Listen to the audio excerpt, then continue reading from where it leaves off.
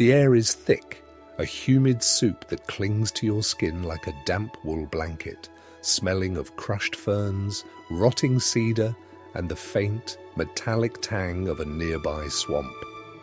You are standing in the Hell Creek Formation 66 million years ago, and the morning sun is a lazy, golden orb filtering through a canopy of giant conifers. Dragonflies the size of dinner plates whir past your ears with a mechanical drone, and for a moment, the world feels eternal, as if this prehistoric piece could stretch on forever. Of course, you probably won't survive this. In fact, in about 12 hours, this entire zip code becomes the epicenter of a cosmic bad day. But for now, it's quite scenic. So, before you get comfortable, take a moment to like the video and subscribe, but only if you genuinely enjoy what I do here. I'd love to know where you're watching from tonight. Drop your location and your local time in the comments so we can see how far this journey travels. Now, dim the lights, maybe turn on a fan for that soft background hum, and let's ease into tonight's journey together. You shift your weight, feeling the soft, spongy give of moss beneath your boots. It's a strange sensation knowing that every breath you take is shared with creatures that have ruled this planet for over 150 million years. To your left, a thicket of flowering plants, a relatively new fashion statement in the Cretaceous, unfurls its petals, attracting tiny, fuzzy beetles. It's a Tuesday morning, or the prehistoric equivalent of one, and the local residents are starting their daily routines with no idea that the manager of the universe is about to file a very aggressive eviction notice. You trudge forward, your movements slow and deliberate. The heat is oppressive, nearly 30 degrees Celsius even this early, and the humidity makes every step feel like you're walking through warm honey. You pass a grove of dawn redwoods, their needles vibrant green, and catch sight of a Pachycephalosaurus bumping its head against a tree trunk, seemingly just for the vibes. It's a peaceful scene, though you can't help but notice how quiet the birds aren't. There are no sparrows or robins here. Instead, the air is filled with the screech of pterosaurs soaring on thermals high above, their leathery wings casting long, fleeting shadows over the ferns. Scientists often point to this specific moment as the pinnacle of dinosaur evolution. They were everywhere, filling every niche, from the massive long necks to the bird-like hunters that look suspiciously like giant turkeys with an attitude problem. You stop by a slow-moving stream, the water tea-coloured from tannins. A small, furry mammal, no bigger than a rat, scampers across a fallen log. This is Cimolodon, and while it looks like something you'd find behind a dumpster in a modern city, it's technically your great to the power of millions grandfather. It stares at you with black, beady eyes, twitches its whiskers, and vanishes into a burrow. Smart move. If only the 3-ton Triceratops grazing 20 yards away had the same survival instincts. That Triceratops is a magnificent, grumpy tank of a creature. It's currently dismantling a cycad with the mechanical efficiency of a wood chipper. You watch its massive frill tilt back as it chews, its 3 horns scarred from previous territorial disputes. It's a mainstream historical fact that these animals lived in high-density populations across North America, serving as the cows of the Cretaceous, though I wouldn't recommend trying to milk one unless you've already updated your will.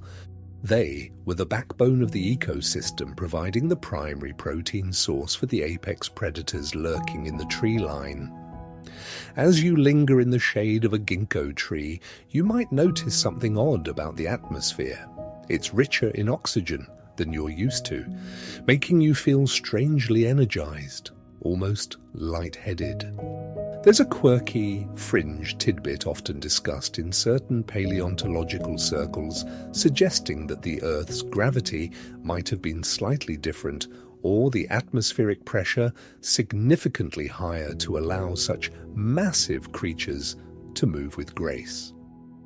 While the physics don't quite support the expanding Earth theory, standing next to a creature the size of a school bus certainly makes you question the laws of biology. You decide to move deeper into the forest, following a trail blazed by a herd of Edmontosaurus. The ground is littered with their footprints, deep depressions that have turned into miniature ecosystems of their own, filled with stagnant water and tadpoles. The forest floor is a riot of colours, not just green, but the browns of decaying wood, the bright oranges of fungi, and the iridescent blues of prehistoric dragonflies. It's a sensory overload, a world that feels too big and too vibrant to ever disappear. Historians still argue whether the dinosaur population was already in a slow decline due to volcanic activity in the Deccan Traps before the big one hit. Some suggest the ecosystem was stressed, brittle, and just waiting for a nudge, while others argue the dinosaurs were at their absolute prime, thriving right up until the sky fell. As you watch a group of Thescelosaurus dart through the underbrush like oversized quails, it's hard to believe this world is on the brink. They look successful. They look permanent. You find a spot to sit on a mossy rock, wiping sweat from your forehead. The sun is higher now, and the forest is loud with the sounds of life, the snapping of branches, the low-frequency rumbles of distant herds, and the constant hum of insects. You look up at the sky, which is a piercing, prehistoric blue. There's no sign of the intruder yet. It's out there, of course, hurtling through the vacuum of space at 64,000 kilometers per hour, a chunk of rock the size of Mount Everest, with Earth's address written on it. But from your perspective, it's just another beautiful morning. You take a sip of water from your canteen, wondering how long it would take for a T-Rex to notice you if you stopped being so quiet. The forest feels like a cathedral, the high canopy acting as a roof of stained glass leaves. It's easy to get lost in the majesty of it all, to forget that time is a finite resource. You watch a beetle struggle to climb over a pebble, its metallic shell glinting in a stray beam of light. Everything here is connected: the beetle, the fern, the triceratops, and the looming catastrophe. A sudden, sharp cry from a pterosaur breaks your reverie. It's circling higher than the others, its silhouette sharp against the sun. Perhaps it sees something, or perhaps it's just the wind. You stand up, stretching your legs, feeling the weight of the humid air. The forest is beginning to feel a bit too still, the kind of heavy quiet that precedes a summer storm. But this isn't a storm you can wait out under a sturdy oak. You start walking again, heading toward a clearing where the trees thin out, revealing a vast coastal plain. The horizon is shimmering with heat haze. You notice a small puddle of sap oozing from a pine tree, a sticky trap that might one day become a piece of amber for a scientist to poke at. You wonder if your own presence here will leave a trace, or if the coming fire will scrub the slate so clean that even memories turn to ash. The ground vibrates slightly, a low, rhythmic thud. It's not the asteroid, not yet. It's something much closer, something with teeth the size of bananas and a bite force that could crush a car. You realize you've drifted into the territory of a local celebrity. You freeze, holding your breath, as the ferns ahead of you part. The morning is about to get much more interesting and significantly more dangerous.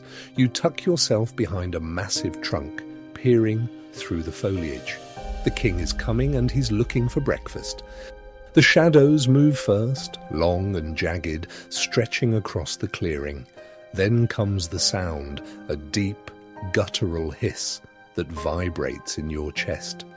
You're about to have a front-row seat to the pinnacle of evolution's arms race, and all you have is a front-row seat to your own mortality. You settle in, watching the leaves tremble, waiting for the first glimpse of the apex. The ferns part with a dry, raspy rustle, and there he is.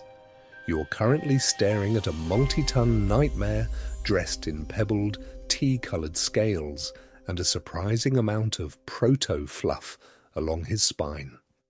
This is Tyrannosaurus rex, the literal king of the tyrant lizards, and he looks significantly less like a movie star and more like a very hungry, very grumpy giant bird.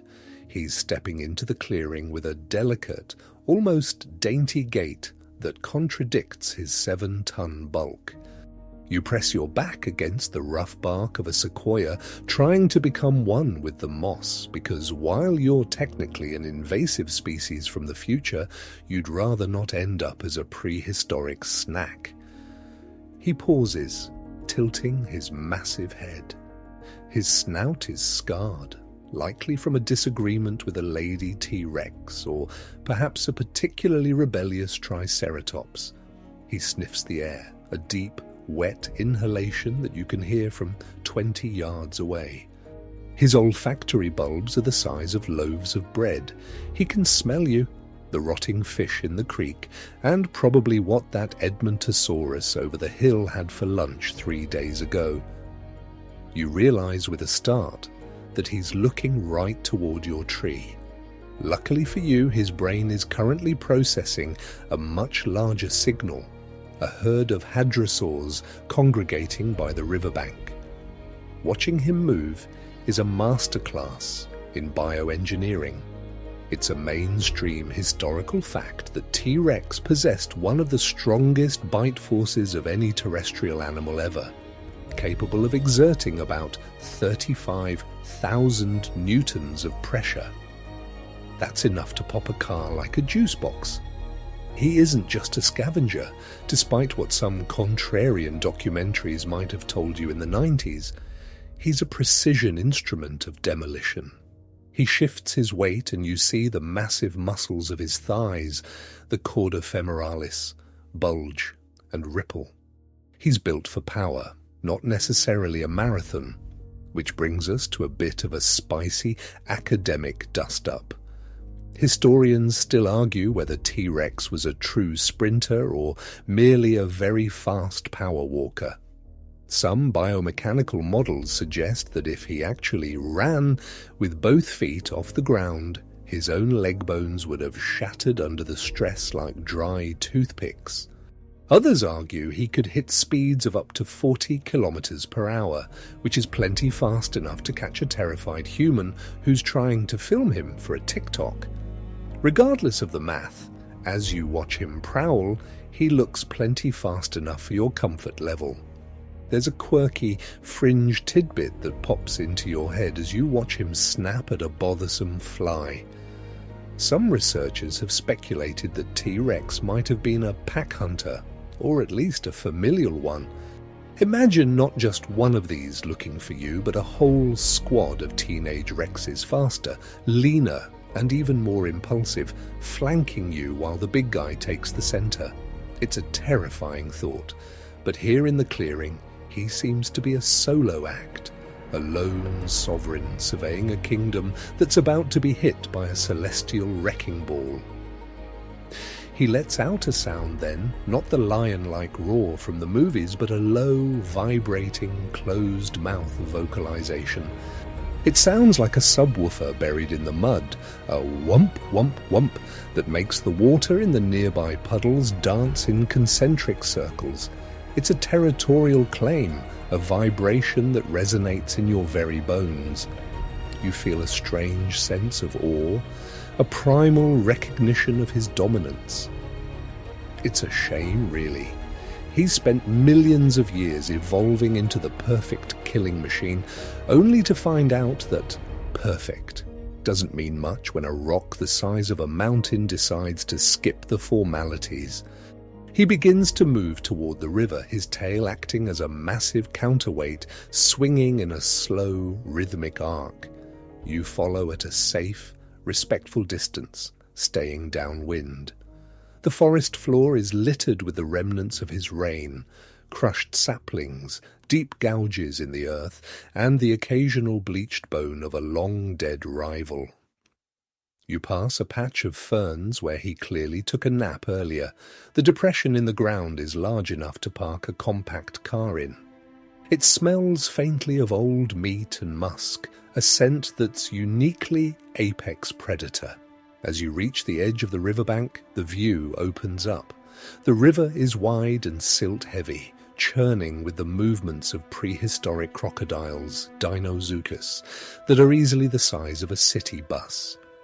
They watch the T-Rex with cold, reptilian indifference. They've been around since before the dinosaurs, and in a twist of irony, many of their cousins will be around long after. You watch a group of Edmontosaurus, the duck-billed dinosaurs, drinking nervously at the water's edge.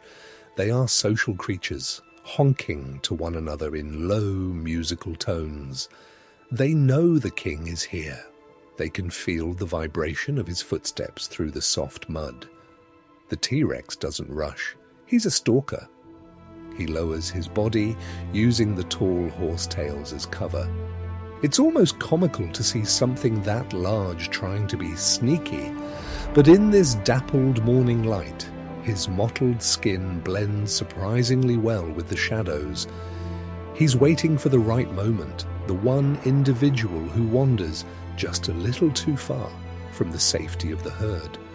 It's the same drama that's played out for eons, a balance of life and death that seems as stable as the mountains. You check your watch. Not that time means much here, but you can't help but notice the sun is climbing. It's about 9 a.m. In the vacuum of space, the Chicxulub impactor is currently crossing the orbit of the moon. It's silent, dark, and utterly indifferent to the hunt taking place on the riverbank. It doesn't care about the T-Rex's social standing or the Edmontosaurus's family ties. It's just physics, a cold calculation of mass times velocity squared. The king makes his move. It's not a frantic chase, but a sudden, explosive surge of power. The duckbills scatter, their honks turning into frantic shrieks of alarm. The water splashes high, catching the light like liquid diamonds. The T-Rex closes the gap with terrifying efficiency. His head thrust forward, jaws agape. You hear the sickening thud of impact, not the kill, but the shove of a multi-ton animal hitting another. One of the hadrosaurs stumbles, its feet slipping on the slick river clay. You find yourself rooting for the duckbill even though you know the king has to eat. It's a weirdly personal moment, watching the struggle of these giants. The T-Rex clamps down on the herbivore's neck, and the sheer force of the bite ends the struggle almost instantly. There's no prolonged suffering, just the brutal finality of nature. The king lets out another of those low, vibrating rumbles, a victory lap in the form of an infrasound.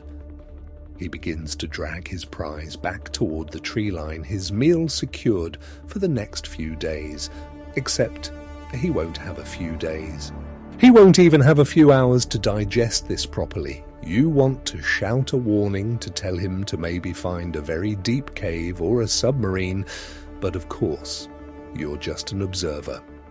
You watch him disappear back into the green shadows, leaving behind a trail of flattened ferns and a very quiet riverbank.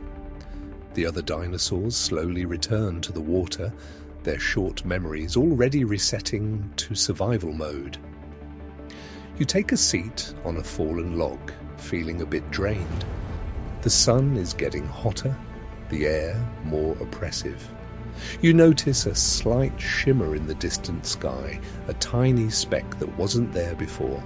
It looks like a star that's decided to come out during the day. It's beautiful, in a terrifying sort of way.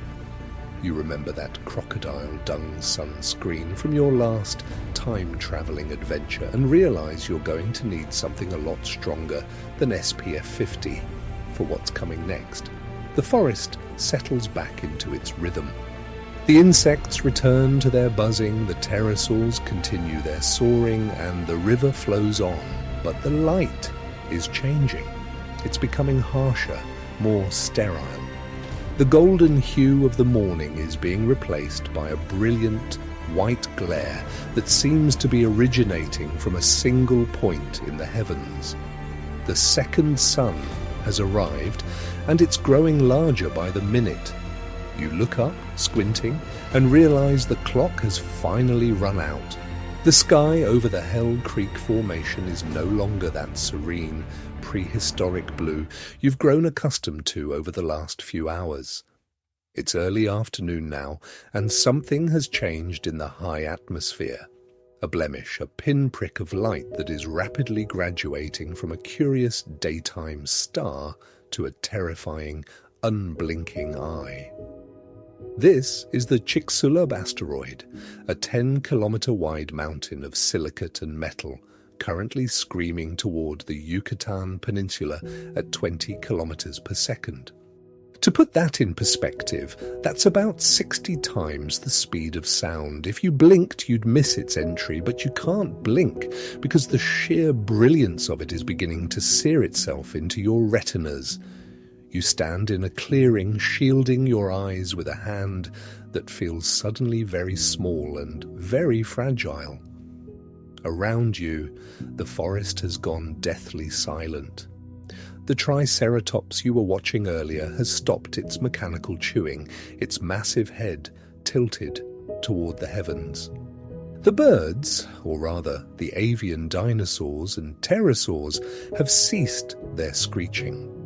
It's as if the entire planet has collectively realized that the physics engine of the universe just threw a division by zero error. You feel a strange, prickly sensation on your skin, the kind of static charge you get before a massive electrical storm. But there are no clouds in sight, just that growing white-hot point of light. It's a mainstream historical fact that the asteroid didn't just fall. It compressed the air beneath it so violently that the atmosphere in its path became hotter than the surface of the sun, before the rock even touched the ground. This creates a column of vacuum in its wake, a hole in the sky that sucks the very air upward. You watch as the light expands, turning from a point to a disk, and then to a blinding streak that cuts across the horizon. It's beautiful, in a way that makes your stomach do slow, nauseating somersaults. It's the ultimate out-of-office reply from the cosmos. There's a quirky, fringe tidbit often whispered in the darker corners of geology departments that the asteroid might have been accompanied by a dark companion, a smaller secondary fragment that hit elsewhere or broke off during entry. While the main event is definitely happening over Mexico, the geometry of doom suggests that the angle of impact, roughly 60 degrees, was the absolute worst-case scenario for life on Earth. Had it hit at a steeper or shallower angle, or perhaps in the deep ocean rather than the sulfur-rich shallows of the Yucatan, we might still be dodging T-Rexes on our way to work today. As the light intensifies, you notice the shadows on the ground beginning to shift and sharpen with an eerie, surgical precision.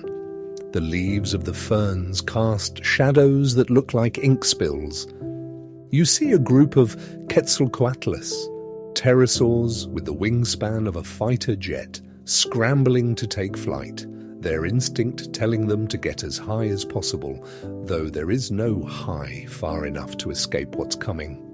Historians still argue whether the dinosaurs actually saw their doom in those final seconds, or if the light was so bright it simply blinded them instantly, leaving them to wait in a world of white static. The heat is starting to rise. Not the humid, swampy heat of the morning, but a dry, radiating warmth that feels like opening a massive, industrial oven. You wipe sweat from your eyes, your breath hitching in your throat. You remember that crocodile dung sunscreen I mentioned? Yeah, that's not going to help when the ambient temperature of the sky starts mimicking a broiler. You feel a sudden, desperate urge to find cover, even though your rational brain knows that a few feet of dirt or a hollow log is about as effective as a paper umbrella in a hurricane. You watch a small Dromaeosaurus, a raptor cousin, pause its scavenging. It looks up, its large, intelligent eyes reflecting the fiery trail of the bolide. It tilts its head, much like a confused dog, chirping a low, inquisitive note. It's a heartbreaking sight. This creature is the result of millions of years of predatory refinement, a genius of its era, and it's currently being outclassed by a literal rock. The irony isn't lost on you, though your relaxed host persona is starting to crack under the literal pressure of the atmosphere. The asteroid is now piercing the lower layers of the stratosphere. The friction is stripping away its outer layers, creating a trail of incandescent debris that looks like a shower of falling stars, if stars were made of molten slag and spite. The second sun is now larger than the actual sun. The world is bathed in a flat, clinical light that drains the colour from the trees and the river. It's the light of a flashbulb that refuses to go out. You feel the ground begin to hum, not a vibration of footsteps this time, but a deep, subterranean groan as the Earth's crust feels the approach of the kinetic energy equivalent of billions of Hiroshima bombs. You find yourself holding your breath, waiting for the sound. But sound is a slow traveller compared to light.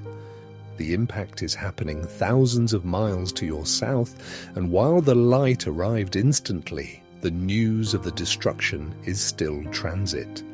It's a bizarre, silent movie of the apocalypse. You see the horizon turn a strange, bruised purple, and for a fleeting second, the sky seems to ripple. That's the shockwave beginning its journey, a wall of compressed air that will eventually turn forests into toothpicks. You look back at the Triceratops. It has turned away from the light, hiding its eyes behind its massive, bony frill. It's a futile gesture, but a relatable one. You realize that you're witnessing the exact moment the Mesozoic era ends. It's not a slow fade-out, it's a hard cut to black. The geometry of doom is perfect, the timing is precise, and the results are non-negotiable. You take one last look at the lush, green world of Hell Creek, knowing that in a few minutes the word green will become a prehistoric memory. The glare is now so intense that you have to close your eyes, yet you can still see the red veins in your eyelids glowing.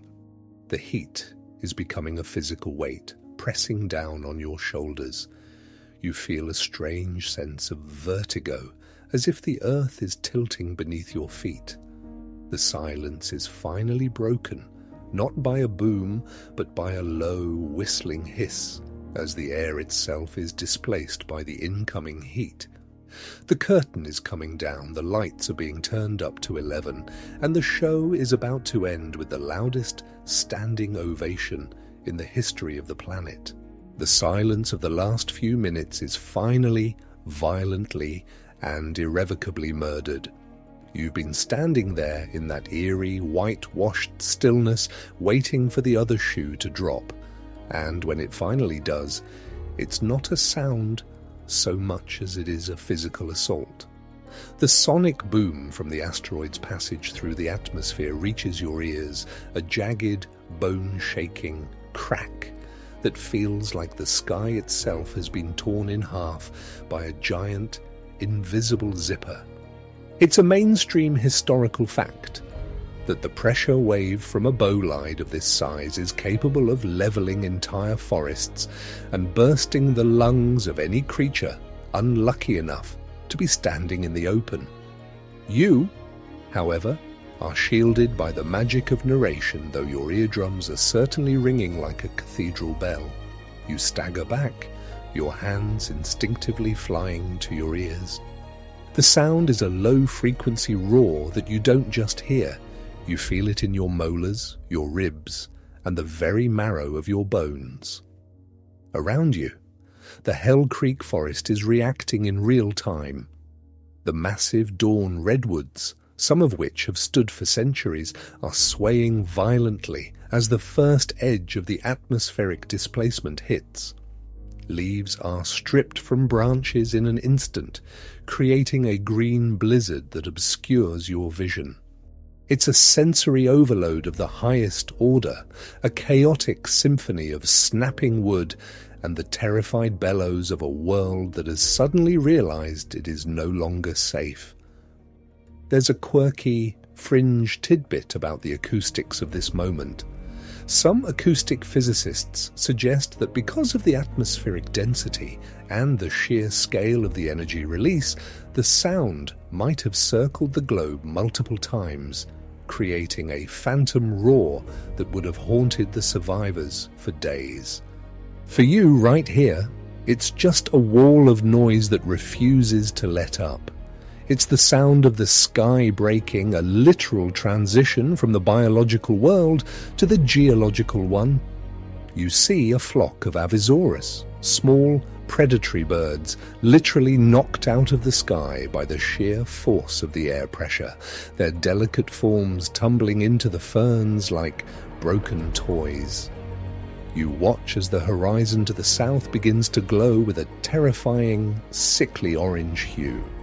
The shockwave is moving at supersonic speeds, and while the initial boom was the appetizer, the main course is a wall of compressed air that is currently flattening everything in its path as it moves north from the Yucatan.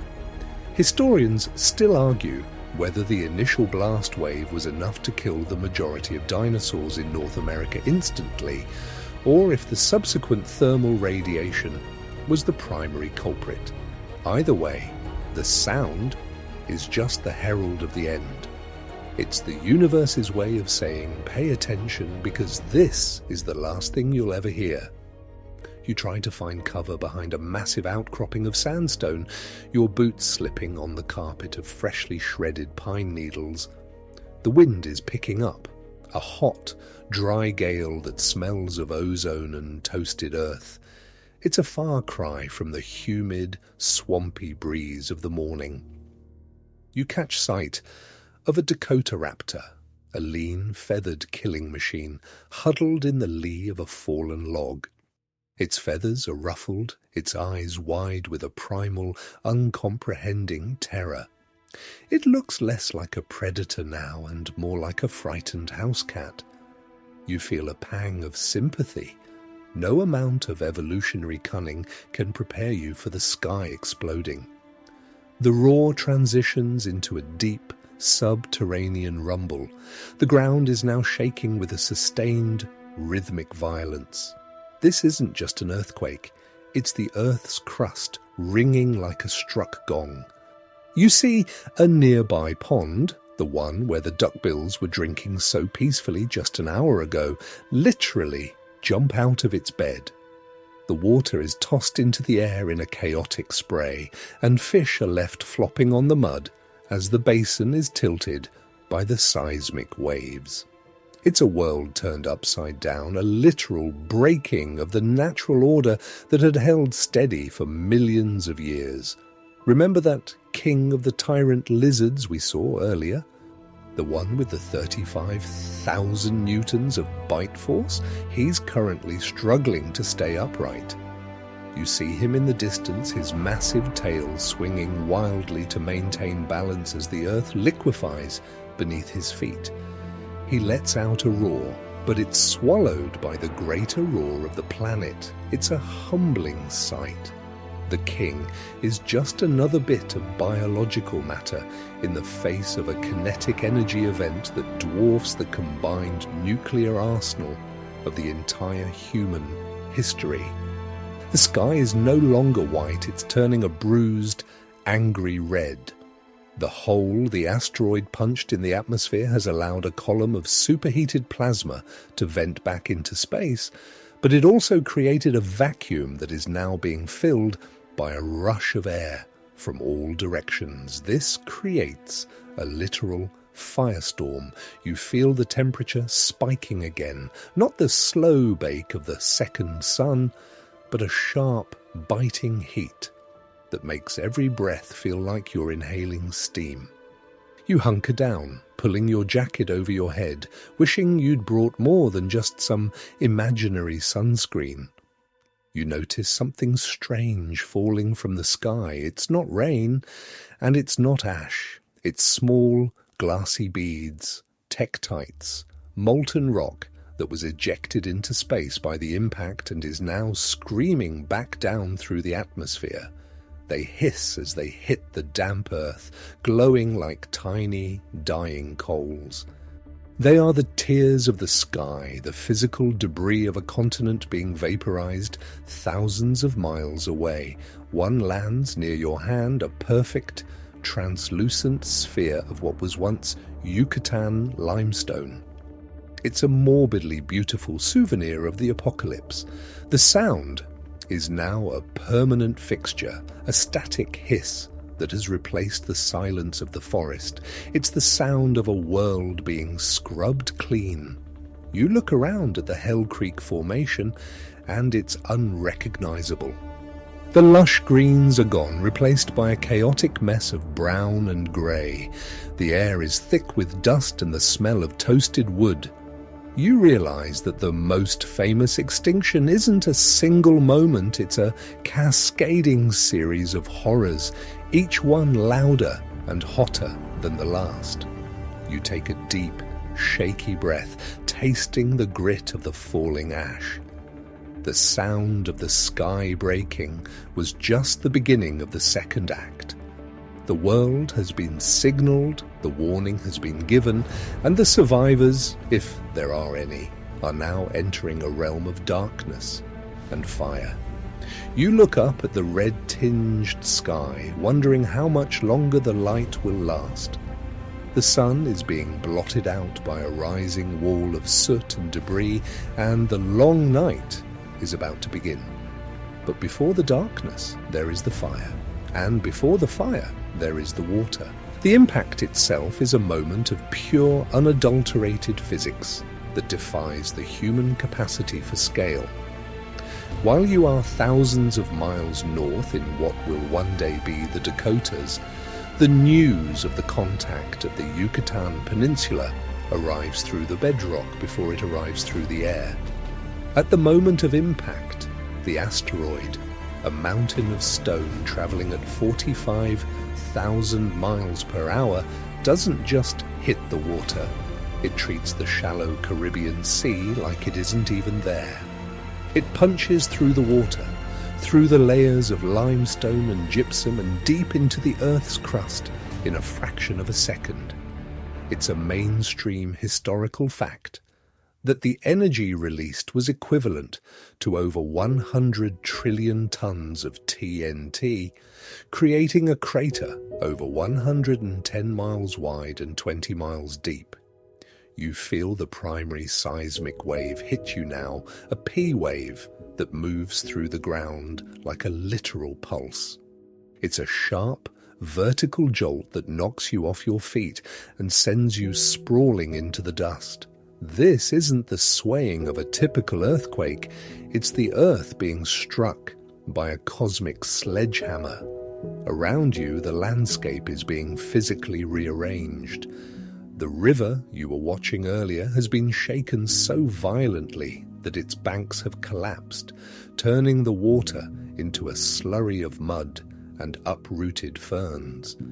You see a paleosaniwa, a monitor lizard the size of a man, tumbled out of its burrow, looking entirely offended by the sudden lack of structural integrity in the soil.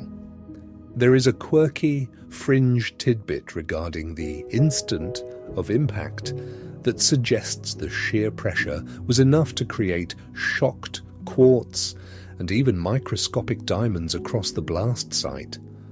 For a few milliseconds, the Yucatan was the most valuable and most uninhabitable piece of real estate in the galaxy.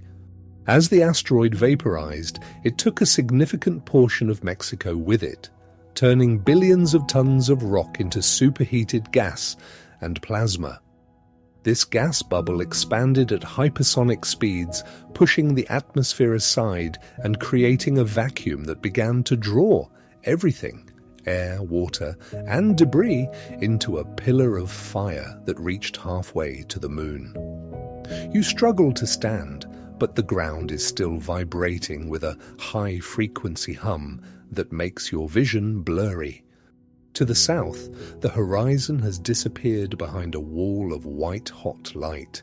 This is the ejector curtain. Thousands of cubic miles of pulverized Earth are being launched into suborbital trajectories. It looks like a glowing mountain range rising out of the sea, except this mountain is moving faster than a rifle bullet.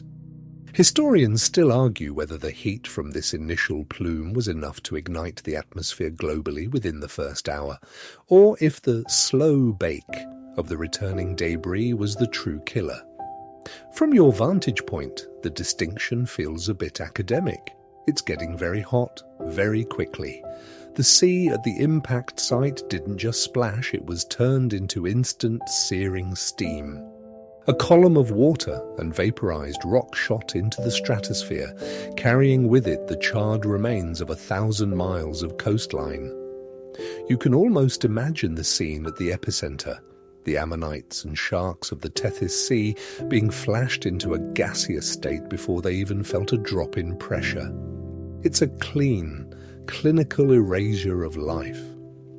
Here in Hell Creek, the splash is yet to arrive in its physical form, but the sky is already reflecting the carnage. The clouds are being replaced by a haze of pulverized limestone and sulfur, a deadly chemical cocktail that will eventually turn the rain into battery acid. You notice the air has taken on a strange, shimmering quality, like the road on a hot summer day. This is the thermal radiation from the impact plume. It's a dry, radiant heat that starts to singe the edges of the dry leaves around you. You see a group of Anzu, the chicken from hell, sprinting blindly through the forest. These feathered dinosaurs are usually quite composed, but the sheer wrongness of the environment has stripped away their instincts. They aren't running from a predator, they're running from the sky. You watch one stumble as the ground heaves again, its long, clawed fingers grasping at the air before it vanishes into a thicket of smoke.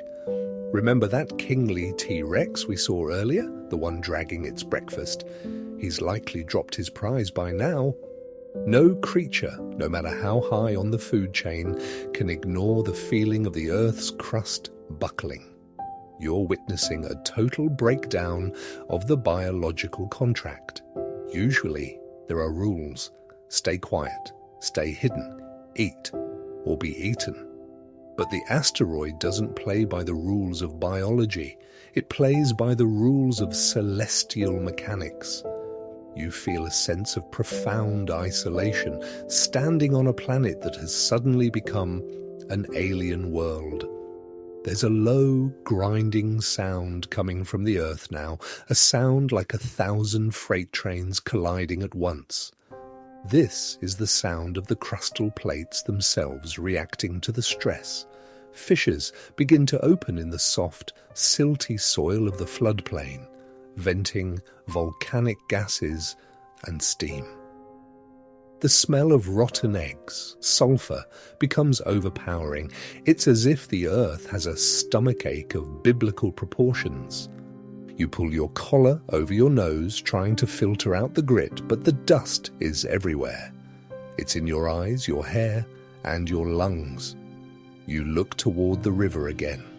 The water is gone, replaced by a churning mass of debris and seiches, standing waves caused by the seismic activity that make the riverbed slosh like a bathtub being kicked. You see the bodies of drowned Thescelosaurus being tumbled in the mud, their life's work ended by a geological hiccup. It's a grim reminder that in the face of an extinction-level event, size, strength, and intelligence are secondary to sheer, dumb luck. The light to the south is changing from white to a deep, pulsating crimson. The mountain of Ejecta has reached its peak and is now starting to spread out, a canopy of molten rock that will soon cover the entire planet. You realize that the impact at the Yucatan was just the trigger. The bullet is currently traveling through the air, and you're standing right in its path. You take a moment to steady yourself against a tree that is shedding its bark in great, charred flakes. The world as you know it is dead. It just doesn't know it yet. You check the horizon one last time. The unblinking eye of the asteroid is gone, replaced by a bruised and battered sky. The sun is a pale, sickly ghost behind the rising soot. You feel a sudden, sharp drop in the wind, followed by a terrifying, heavy stillness. The first act of the disaster is over, and the second act, the rain of glass and fire, is about to begin. You've survived the impact, but the real test is just starting. The sky above you is no longer a void, it has become a ceiling of liquid fire. While the impact in the Yucatan is now a matter of minutes into the past, the debris that was hurled into the vacuum of space is beginning its return journey. Thousands of cubic miles of vaporized crust, having cooled into tiny, molten glass droplets called spherules, are re-entering the atmosphere. As they hit the air, friction turns them back into glowing embers. It's a mainstream historical fact that this ejecta didn't just fall locally, it blanketed the entire globe, turning the sky into a planetary-scale broiler. You look up and see the clouds vanish, replaced by a shimmering, golden mesh of falling stars that never quite go out. You find yourself huddling deeper into the crevice of the sandstone outcropping, the heat now becoming a physical barrier. Every spherule, though no larger than a grain of sand, carries the kinetic energy of its suborbital flight. As billions of them decelerate in the upper atmosphere, they release that energy as infrared radiation. It's a quirky, fringe tidbit that for a period of about 2 hours, the sheer heat radiating from the sky was equivalent to 10 times the power of the midday sun. It's not a fire you can run from, it's the air itself becoming a furnace. You watch a patch of dry moss nearby spontaneously begin to smoulder and then ignite, not because a spark hit it, but because the radiant heat reached its flashpoint. The world is being bathed in a surreal crimson glow. The ring of fire and glass is breathtakingly beautiful and utterly lethal. You see a pectinodon, a small, feathered maniraptoran, darting frantically across the clearing. Its feathers, designed for display and insulation, are now a liability. They begin to curl and singe in the dry 200 degrees Celsius air. Historians still argue whether the global wildfires were ignited primarily by these falling spherules, or if the initial heat pulse from the impact plume did the heavy lifting. Regardless of the source, the result is a landscape that is starting to turn into a charcoal pit. You cover your mouth with a damp cloth, though the moisture evaporates almost instantly. The air tastes of glass and ozone. You notice the glass rain hitting the ground around you, tiny, translucent beads of obsidian and tektites that hiss as they land in the mud. They are beautiful, like jewels from a broken crown, but they are the harbingers of a total ecological collapse. You remember that crocodile dung sunscreen we joked about? At this point, you'd need a suit made of liquid nitrogen and optimism. You watch as the distant tree line, a lush wall of green only an hour ago, begins to flicker with 1,000 tiny orange tongues of flame. The birds, those that haven't been knocked out of the sky by the shockwave, are gone. The pterosaurs have likely been cooked in mid-air, their leathery membranes unable to withstand the infrared blast. It's a silent, searing transformation. You hear the pop of sap boiling inside the trunks of the dawn redwoods, a rhythmic crack, crack, crack, like distant gunfire. The ring of fire is closing in, and the very oxygen you're breathing feels thin and scorched. The dinosaurs around you are no longer behaving like animals. They are behaving like casualties. You see a Struthiomimus collapse, not from injury but from heat exhaustion, its long neck draping across the hot earth as the glass rain continues to fall. The heat from the falling glass spherules is still a dull, throbbing weight on your shoulders, but a new sound is beginning to override the crackle of the encroaching fires. It's a low-frequency hum that you feel in your soles before you hear it with your ears, a rhythmic, heavy throb that sounds like the earth itself is taking a very deep, very wet breath. To your east, the horizon of the Western Interior Seaway, the vast body of water that splits North America in two, is no longer a flat, blue line. It has turned into a jagged, frothing wall of white. This is the tsunami, the mountain of water generated by the impact's displacement and the subsequent collapse of the continental shelf. You scramble further up the sandstone ridge, your lungs burning with the dry, smoky air.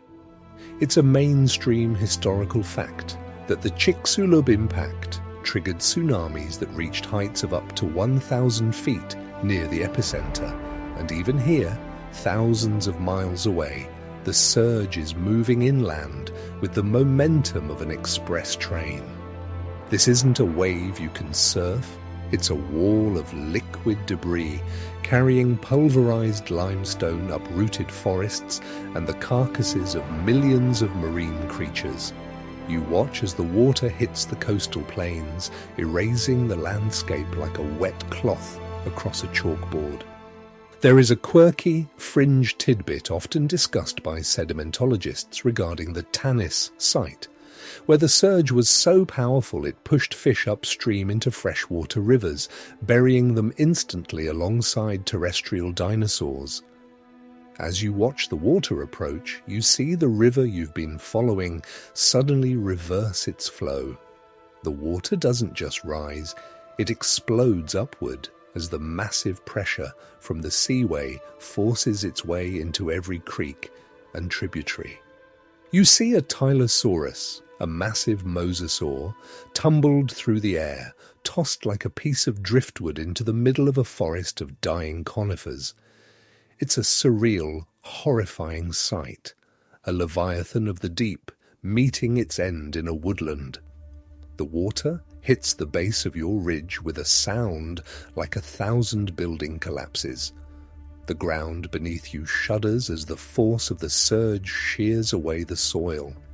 Historians still argue whether the primary cause of death for the North American dinosaurs was the heat or these massive, inland sweeping floods. From your perspective, it's a moot point. The water is thick with mud, turning the world into a grey, churning, chaotic mess. You see the Triceratops from earlier, the one that had hunkered down, simply disappear beneath the froth. There is no struggle, no heroic last stand. There is only the overwhelming mass of the water. You cling to a sturdy redwood trunk, the spray from the impact hitting you like buckshot. The water is surprisingly warm, heated by the same atmospheric friction that turned the sky red.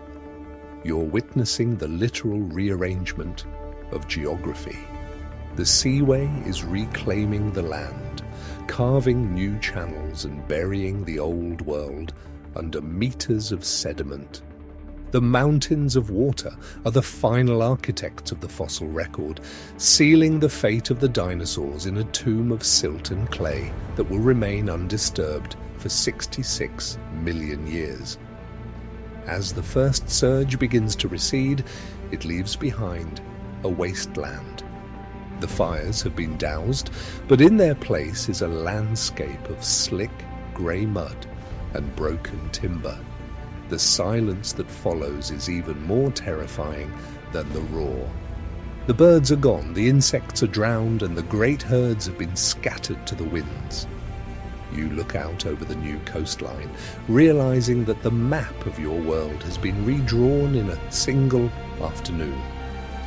The most famous extinction has moved from fire to water, and now, as the sun begins to set behind a thick veil of debris, it prepares for its next trick, the cold.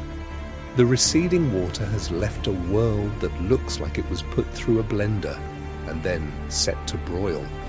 The initial flash of the impact plume and the secondary bake from the glass rain have combined to create an environment that feels less like a planet and more like the inside of a massive industrial appliance. This is the global toaster oven phase of the disaster. Even as the steam rises from the mud, the ambient temperature in the air remains high enough to keep you in a state of constant, salt-stung perspiration. It's a mainstream historical fact that the thermal pulse from the re-entering ejector caused a spike in global temperatures that likely exceeded 200 degrees Celsius in many regions. You're currently breathing air that would cook a steak, yet somehow the moist, muddy residue of the tsunami is providing a localized, evaporative shield that is keeping you from a similar fate. You look down at your boots, which are now caked in a drying grey slurry of pulverized limestone and ash. The forest around you is a graveyard of matchsticks. Trees that had stood for centuries are now charred, limbless trunks, many of them still smouldering despite the recent dousing.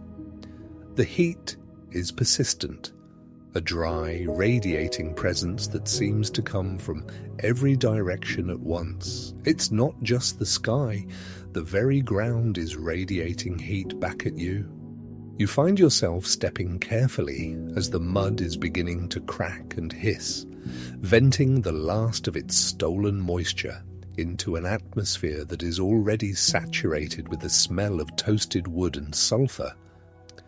There is a quirky, fringe tidbit that some paleoclimatologists find fascinating.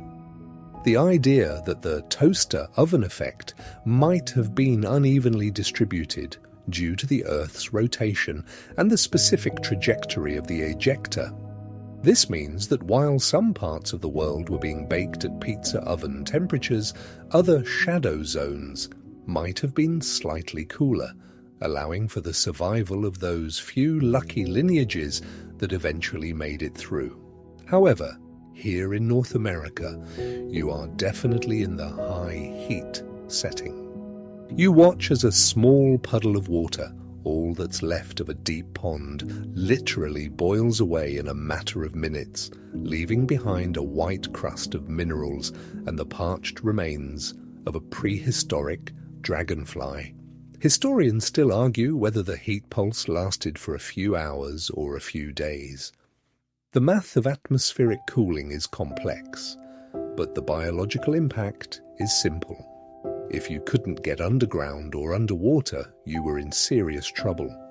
You see a Thescelosaurus carcass nearby, partially buried in the mud. It doesn't look like it was killed by a predator or even the water. it looks like it's simply overheated. Its skin is taut and blistered, a grim testament to the fact that even the hardiest of the dinosaurs were never designed to live in a kiln. The majestic, complex world of the morning has been reduced to a set of very basic thermodynamic problems.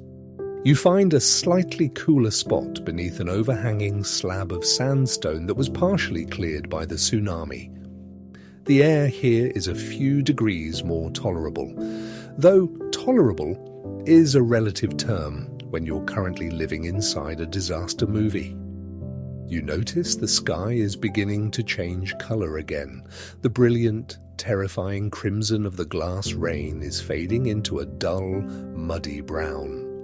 The soot from the global wildfires is rising, mixing with the dust from the impact and the sulfuric aerosols. The toaster oven is starting to run out of fuel, but it's being replaced by something arguably worse, a blanket of filth that is beginning to blot out the sun entirely. You take a sip from your canteen, but the water is lukewarm and tastes of plastic. You remember that crocodile dung sunscreen again and realize that the joke has officially lost its humor. In this environment, the only thing that matters is thermal regulation. You watch a small lizard, a lucky survivor of the flood, scuttling across a charred log. It's moving with frantic bursts of speed, trying to find a patch of shade before its blood literally begins to boil. It's a microcosm of the struggle taking place across the entire planet. The age of the giants is being ended by an invisible enemy, a few dozen extra degrees of heat that the dinosaurs simply couldn't sweat out. The wind begins to pick up again, but it's not a cooling breeze. It's a hot, gritty draft that carries the soot from burning forests in what will one day be California and Oregon. The toaster oven effect is global, a suffocating embrace that ensures no corner of the earth remains untouched. You lean your head against the cool stone of the ledge, closing your eyes for a moment. The sound of the world is changing. The roar of the fire and the crash of the water have been replaced by a low, dry whistling as the wind whips through the scorched skeletons of the trees. It's the sound of a world that has been hollowed out. As you sit there, you realize that the most famous extinction is a story of extremes. This morning, you were in a swamp. This afternoon, you were in a furnace, and tonight the temperature will begin a slow, agonizing drop into a darkness you can't yet imagine. The toaster oven was the final blow for the large-bodied dinosaurs that couldn't find a place to hide. Their size, once their greatest advantage, has become their death sentence. They require too much food, too much water, and too much space to cool down. You, on the other hand, are small, adaptable, and, thanks to the script, still breathing. But the heat is just the preamble. The sky is closing, the light is failing, and the long, cold night is about to begin. The oppressive, broiling heat of the toaster oven phase is finally beginning to lose its sharpest edge, but it hasn't been replaced by a cooling breeze. Instead, the air has become heavy, stagnant, and thick with a fine grey powder that coats everything. You are standing in a world of ghosts. The vibrant greens and deep ochres of the Hell Creek morning are gone, replaced by a monochrome landscape that looks like the surface of the moon if the moon were littered with the charred ribs of redwoods. You move toward a collapsed embankment where the roots of a massive, toppled conifer have ripped a hole in the earth. It is here, in the literal shadows of the old world, that you find the true survivors. You kneel by the edge of a small, inconspicuous burrow. It's a mainstream historical fact that while the dinosaurs were the undisputed masters of the surface, it was the underground economy of mammals, lizards, and amphibians that held the winning lottery ticket for the end of the Cretaceous. You see a pair of tiny, twitching whiskers emerge from the dirt. This is Didelphodon, a marsupial relative about the size of a Virginia opossum. It's not much to look at, furred, beady-eyed, and smelling vaguely of damp soil, but it possesses something the T-Rex lacked, the ability to hide from the sky. There's a quirky, fringe tidbit, often whispered by evolutionary biologists, that these early mammals might have already been pre-adapted for the apocalypse because they were primarily nocturnal. While the dinosaurs were evolved for a world of light and heat, our ancestors were already specialists in the dark and the cool. They were the original doomsday preppers. You watch as the Didelphodon pauses at the mouth of its tunnel, its sensitive nose twitching as it samples the sulphurous air. It's a creature of the shadows, and for the first time in 66 million years, the shadows are the safest place on Earth. You find yourself feeling a strange sense of kinship with this little fella. It's currently hunkered down on a bed of dry leaves and stolen dinosaur feathers, waiting for the world to stop screaming. Historians still argue whether these small mammals survived because of their diet. Many were generalists who could eat insects, roots, or even the charred remains of their former overlords, or simply because their burrows provided a thermal buffer against the infrared blast. Whatever the reason, the shadow dwellers are currently inheriting the charred remains of the Earth by default. You reach out a hand, but the creature vanishes back into the darkness with a frantic scuttle. Around you, the larger world is in a state of terminal shock. You see a Pachycephalosaurus wandering aimlessly through the ash. It's blinded, likely from the thermal pulse, and its once imposing dome is scarred by falling tektites. It's a tragic sight. A 10-foot-tall relic of a lost era trying to navigate a world that no longer has landmarks. It trips over a charred log and doesn't get back up. The shadows are no place for a giant. The very scale that made the dinosaurs magnificent has made them fragile. They are the high-performance sports cars of the animal kingdom, stunning to look at, but they don't handle a mudslide very well. You decide to follow the Didelphodon's lead and find a place to hunker down. You crawl into a shallow cave formed by the overlapping trunks of several fallen trees. The ground here is cooler, the soil still holding onto a bit of the morning's moisture. You realize that for the next several months, the history of life on Earth will be written in these small, dark spaces. It's a humbling thought. The future of every human being who will ever live, every empire, every symphony, every scientific discovery is currently wrapped in the fuzzy skin of a few terrified rodents hiding in the dirt. The sky's now almost entirely black, though it's only mid-afternoon. The soot from the global wildfires has reached the upper atmosphere, creating a low-pass filter that blocks out the sun. You remember that crocodile dung sunscreen one more time and realize that the sun is the last thing you need to worry about now. You're entering a period of global impact winter. The heat is leaving the planet, radiating away into space, and without the sun to replenish it, the temperature is going to plummet. You huddle in your makeshift shelter, watching the grey dust settle over the entrance like snow. You listen to the sounds of the night, or what passes for it now. There is no cricket song, no frog chorus, just the rhythmic thump-thump of your own heart and the occasional rustle of a small mammal shifting in its burrow nearby. The world is becoming very quiet, a silence that is more oppressive than the roar of the asteroid. The sheltering in the shadows phase is a test of patience and metabolism. The survivors are those who can slow their hearts, lower their expectations, and wait for a dawn that is still years away. You close your eyes, the grit in your lashes, a constant reminder of the world you've lost, and prepare for the long, cold dark. The light is dying, not with the soft, purple grace of a typical Cretaceous evening, but with a heavy, suffocating finality. As you peer out from your makeshift shelter among the roots, the horizon has simply ceased to exist. The soot from the global firestorms has risen into the stratosphere, joining forces with the sulfuric aerosols released from the vaporized Yucatan bedrock. This isn't just a cloudy day, this is a planetary shroud.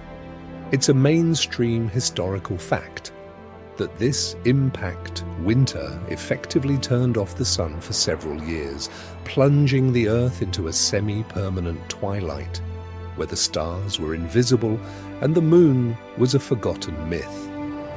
You crawl out from your hollow and the air hits you like a wet, freezing rag.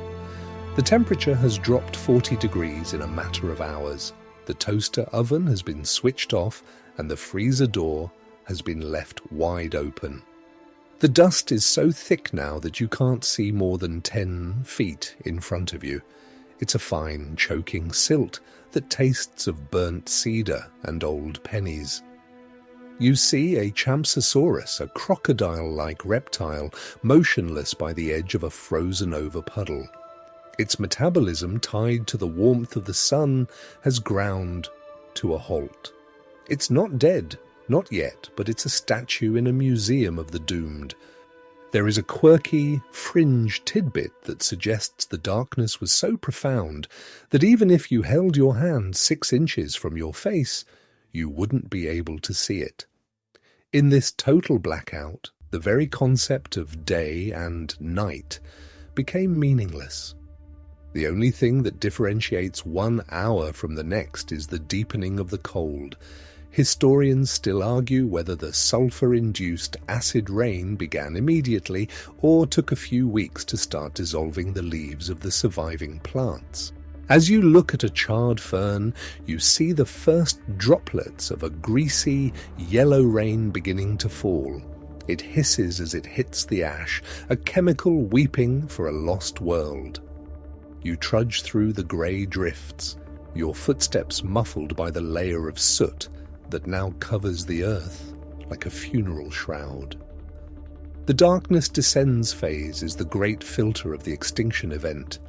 Without sunlight, the base of the food chain, the plants and the phytoplankton in the seas simply stops functioning. It's a biological bankruptcy. You pass the silhouette of an Edmontosaurus, its massive body slumped against a rock. It's still alive, its breath coming in ragged, white plumes, but it's starving in the dark. It looks at you, or rather, toward the sound of you, with eyes that no longer have anything to witness. The silence is absolute now, broken only by the low, mournful whistle of the wind through the skeletal trees. You realize that the most famous extinction isn't just about the fire and the boom, it's about the long, lonely quiet that follows. You pull your jacket tighter, feeling the bite of the impact winter in your bones. The sun is still up there, somewhere, but for the creatures of the Hell Creek, it might as well be on the other side of the galaxy. You are standing in the middle of a global blackout, waiting for a morning that won't come for 1,000 sleeps. The world is now a study in monochrome despair. The darkness has held its grip for weeks, and the physiological consequences are beginning to manifest in a slow-motion collapse of the entire trophic pyramid. You are walking through what was once a vibrant floodplain, but now it feels like a basement that hasn't been opened in a century. The collapse of the green is not a sudden event like the impact. It is a quiet, agonizing starvation. Because the soot and sulfur have choked out the sun, photosynthesis, the engine of life, has stalled. It's a mainstream historical fact that without the ability to convert sunlight into energy, the primary producers of the Cretaceous world withered away, leaving the great herbivores with nothing to eat but charred wood and their own dwindling fat reserves. You pass a grove of what used to be lush, broad-leaved trees. Now they are skeletal, their leaves having turned into a brittle black mush that smells of vinegar. You see a herd of triceratops, or what's left of one. These 3-ton tanks are wandering blindly through the ash, their massive beaks snapping at nothing. They are desperate, trying to find a single patch of green in a world that has turned grey. One of them, a large male with a broken horn, is chewing on a piece of scorched bark, his jaw moving with a mechanical, hopeless rhythm. He's a ghost in a graveyard, a titan reduced to a scavenger of his own home. There is a quirky fringe tidbit that suggests some plants survived not as living organisms, but as seeds and spores waiting in the thermal bank of the soil. This seed bank hypothesis explains why the planet didn't stay dead forever, but for the animals standing on top of that soil right now, it's a cold comfort. You are witnessing the end of the mega herbivore era. These animals require hundreds of pounds of vegetation every day just to keep their massive hearts beating. In the impact, winter, the math simply doesn't add up. Historians still argue whether the large dinosaurs died out primarily due to the cold, or if the lack of food was the ultimate kill mechanism. As you watch the Triceratops stumble and collapse into a drift of soot, it's clear that the two are inseparable. You feel a strange, hollow sensation in your own chest. The air is cold, consistently below freezing now, and your breath comes out in thick, white plumes that hang in the stagnant air. You notice a small Thescelosaurus trying to eat the vomit-coloured fungi growing on a rotting log. It's a desperate move. Many of these fungi are toxic, but hunger is a persuasive teacher. The forest, once a cathedral of life, has become a hall of mirrors where every turn leads to another dead end. You realize that the most famous extinction is really a story of energy, the sudden, violent removal of the sun's calories from a system that had become addicted to them. The silence is broken only by the rhythmic, wet cough of the dying Triceratops. It's a lonely sound echoing through the charred redwoods. You remember that crocodile dung sunscreen one more time and find yourself wishing for the heat again. At least the heat was life. This cold, dark vacuum is the absence of everything. You look up, hoping for a glimpse of a star, a planet, anything that isn't grey. But the shroud is perfect. The green is gone, the sun is a memory, and the giants are walking toward a horizon that they will never see. You huddle against a cold stone, feeling the weight of the ending, and wait for the scavengers to arrive. The world has become a cold, dark pantry where everything is past its expiration date. You are standing in the heart of the impact winter, and the once mighty landscape of the Hell Creek is now a somber, frozen wasteland. The predators that survived the fire and the flood are now facing a much more insidious enemy, a complete lack of fresh meat. This is the era of the scavengers in the ash, a time when the food chain has folded in on itself. You see a Tyrannosaurus rex, perhaps the very king we watched hunt in the golden light of yesterday morning, moving through the gloom. He is unrecognizable. His ribs protrude through his pebbled skin, and his once regal gait has been replaced by a heavy, desperate trudge. He isn't hunting anymore. There is no point in stalking prey that is already dead or dying. Instead, he is a gargantuan vulture, following the scent of decay through the freezing mist.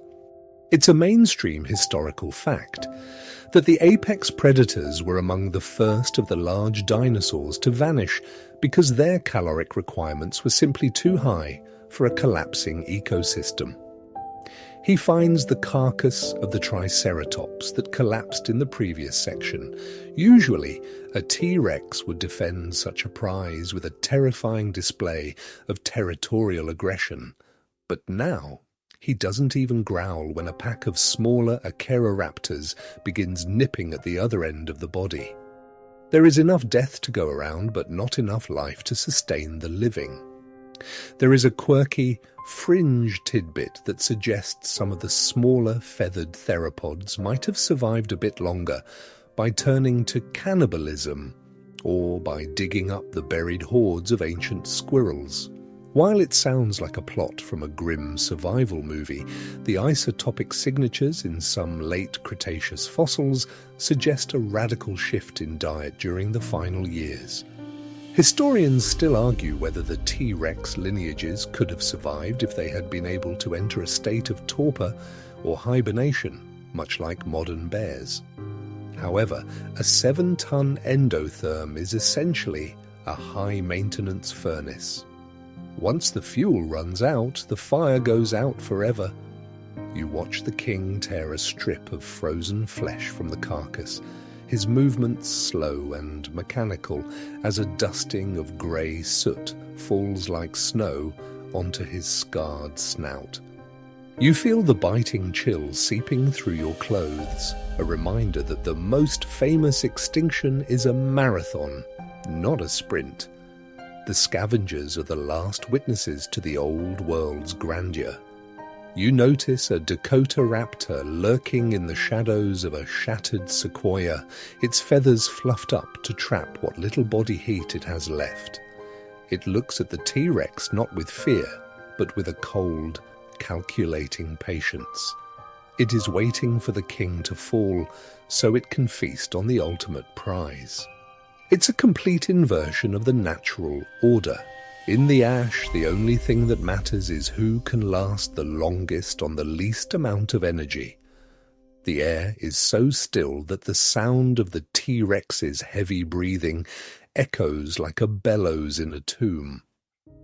You remember that crocodile dung sunscreen one more time and realize that the world has become so cold that the dung would be frozen solid as a brick by now.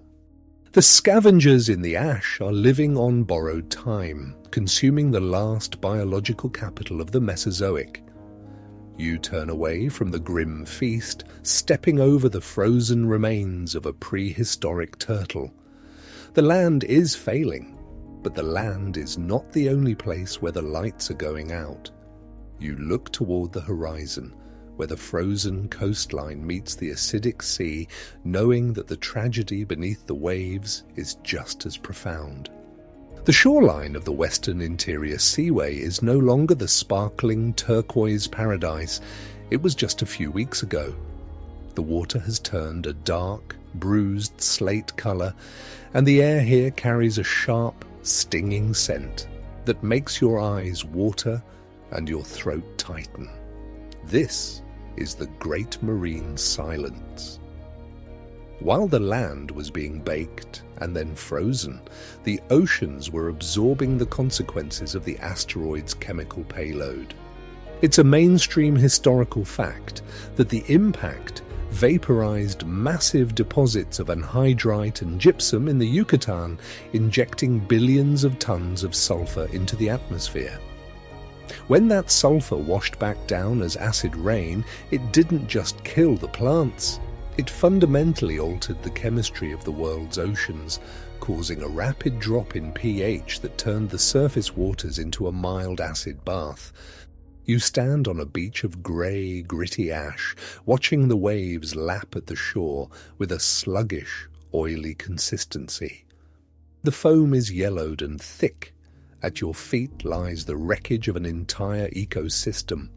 Thousands of ammonite shells, those beautiful, spiraled masterpieces of prehistoric engineering, are washed up in tangled heaps. Their occupants are gone, their delicate calcium carbonate shells literally dissolving in the acidified water before they even reach the sand. It's a quirky, fringe tidbit, that some paleontologists believe the ammonites, which had survived multiple previous extinctions, were finally undone by their own reproductive strategy. Their larvae lived in the uppermost layers of the ocean, exactly where the acidity and the impact winter darkness were most lethal. The silence here is even more profound than in the forest. There are no gulls, no splashing of predatory fish, no distant bellows of marine reptiles. You look out over the water and see the long, pale neck of a Elasmosaurus drifting aimlessly in the surf. This majestic plesiosaur, once the undisputed long-necked ruler of the seaway, has succumbed to the collapse of the marine food web. Without sunlight, the phytoplankton, the microscopic green engines of the sea, died off in a matter of weeks. The marine silence is the sound of a world that has run out of calories.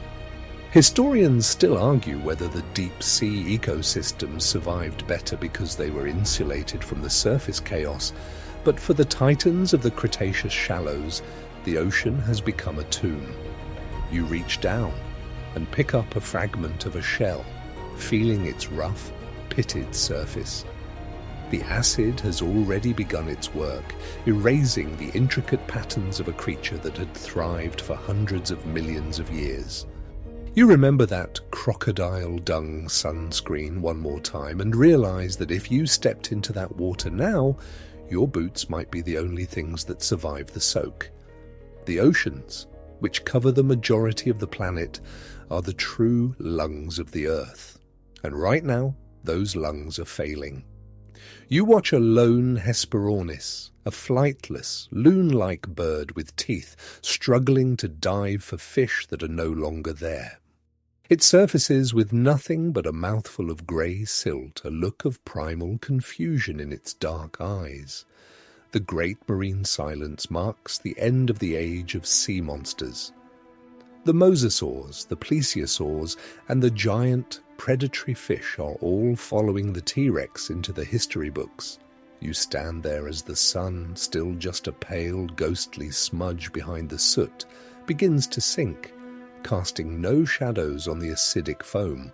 The world is being scrubbed clean, from the highest peaks to the deepest trenches. You take one last look at the empty horizon, feeling the immense weight of the billions of lives that have simply winked out in the dark. The stage is being cleared, but as you turn back toward the ruins of the forest, you notice a small, feathered shadow moving through the ash. Life is down, but it isn't quite out. The darkness of the impact. Winter is finally, stubbornly beginning to thin. It's been months, perhaps a year, since the sky fell, and the thick, suffocating shroud of soot is slowly settling into a layer of clay that will one day be known to geologists as the KPG boundary. You are standing in a world that looks like a charcoal sketch, but for the first time in a long time, you can see your own shadow. It's faint, a blurry smudge against the grey ash, but it's there, and you aren't alone. Just a few yards away, perched on the jagged remains of a burnt conifer, is a survivor that looks remarkably familiar. This is a feathered ancestor of the modern bird, a small, hardy avialan that has managed to navigate the ruins of the Mesozoic. It's a mainstream historical fact that while the traditional dinosaurs, the ones with the scales and the multi-ton appetites, were wiped off the map, the neornithine birds made it through the eye of the needle. You watch this creature, perhaps something like Bavisaurus, as it hops from the branch to the ground. It doesn't have the regal, terrifying presence of the T-Rex, but it has something much better for an apocalypse: a beak. You see, teeth are expensive to grow and maintain, and they require a steady supply of meat. A beak, however, is a multi-tool.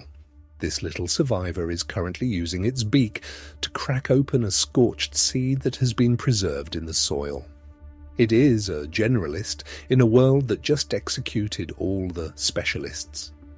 There is a quirky, fringe tidbit that suggests the survival of birds might have been linked to their ability to fly away from the worst of the regional disasters, but more importantly, to their crop, a specialized part of the digestive tract that allowed them to store and process tough, dry seeds.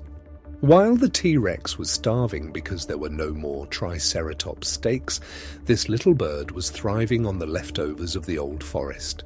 Historians still argue whether the survival of birds was a sure thing, or if they, too, nearly winked out of existence, with only a few lucky lineages in the southern hemisphere making it through the worst of the cold. As you watch it tilt its head, looking for its next meal, it seems remarkably composed for a creature that just lived through the end of the world. You follow the bird as it navigates a maze of fallen timber and stagnant, receding floodwaters. The world is still quiet, but it's no longer the silence of a tomb, it's the silence of a construction site before the workers arrive. You notice that the air feels different, lighter, cleaner. The sulfuric acid has been washed out of the sky, and though the ground is still a mess of grey sludge, you see a tiny, vibrant speck of green pushing through the ash. It's a fern spike, unfurling its frill with a slow, prehistoric confidence. The survivors of the inferno are the architects of the new dawn. They aren't the biggest or the strongest, but they are the ones who knew how to wait. You remember that crocodile dung sunscreen won last time, and for the first time, you actually smile. The sun is back. It's a pale, watery yellow, but it's warming your face for the first time in a year. You watch the bird take flight, its wings making a soft, whir-whir sound that is the most beautiful thing you've heard in an eternity. It's heading toward a distant ridge where the sun is hitting the slopes, promising a world where life can start again. You realize that the most famous extinction wasn't just an ending. It was a violent, necessary pruning. The giants had to go so that the small, the feathered, and the furry could finally have their turn in the sun. You take a deep breath of the fresh, cold air and prepare for the final chapter of this long, strange journey. The sun has finally broken the back of the long night. As you stand atop a high, wind-swept ridge in the Hell Creek Formation, the world below you is no longer the charred, monochrome nightmare it was just a few months ago. The heavy, suffocating grey of the soot has been washed into the valleys, revealing a landscape that is raw, scarred, and yet undeniably alive. This is the new dawn rising, the first morning of the Cenozoic era. The air is crisp, not with the biting, acidic chill of the impact winter, but with a fresh, cool clarity that feels like a reset button has been pressed on the planet's atmosphere. You can see for miles, and for the first time, the horizon isn't a wall of smoke. It's a promise of a new world. It's a mainstream historical fact that the recovery of the Earth's biosphere followed a very specific pattern, beginning with what scientists call a fern spike. You look down at your feet and see it everywhere, a carpet of vibrant emerald ferns pushing through the ash. Because ferns can grow from spores carried by the wind and thrive in disturbed, nutrient-rich soil, they are the first responders of the apocalypse. They are currently reclaiming the floodplains, turning the grey wasteland back into a garden. There are no flowering plants yet, no magnolias or palms, but the green is returning. It's a quirky, fringe tidbit that during this recovery phase, the world was briefly ruled by fungi and ferns, creating a landscape that looked more like an alien planet or a massive damp basement than the lush forest you remember from yesterday morning. You notice a movement in the shadow of a fallen, calcified redwood. It's not a dinosaur. The giants are gone. There is no rhythmic thud of a T-Rex on the hunt, no honking of hadrosaur herds, no leathery snap of pterosaur wings. That silence is the most profound change of all. The most famous extinction was successful.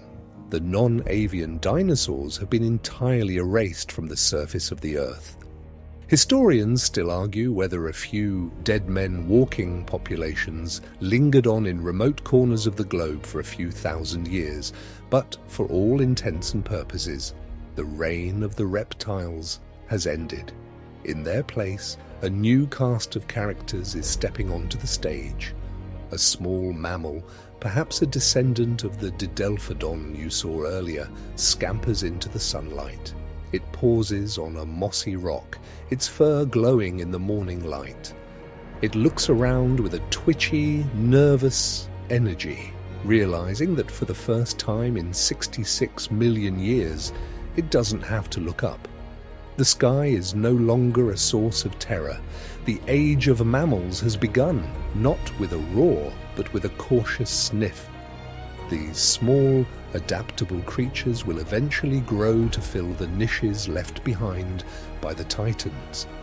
They will become the whales in the sea, the elephants on the plains, and eventually the creatures that sit in bed, listening to documentaries about how it all started. You take a long, deep breath, feeling the warmth of the sun on your skin.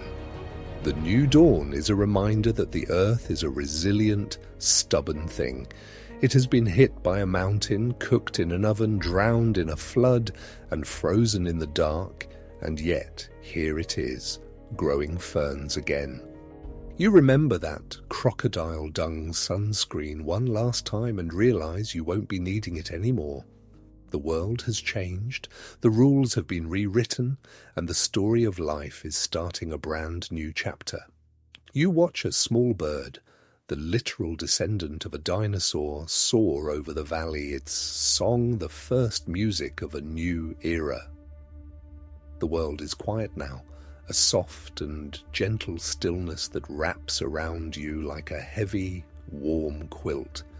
The fires are long gone, the ash has settled into the earth to feed the flowers of tomorrow, and the great, thundering footsteps of the past have faded into the whispers of time. You can let go of the heat and the cold now. You are safe, tucked away in the present, while the ancient world rests beneath the soil. The ferns are swaying in a light breeze, a rhythmic, soothing motion that mirrors your own slow, steady breathing. The stars have returned to the sky, distant and steady, watching over a planet that is finally at peace. Feel the weight of your limbs, the softness of your pillow, and the calm of the night. The journey is over, the story is told, and the earth is turning quietly beneath you, carrying you into a deep, dreamless sleep. The giants are resting, and so can you. Everything is still. Everything is quiet.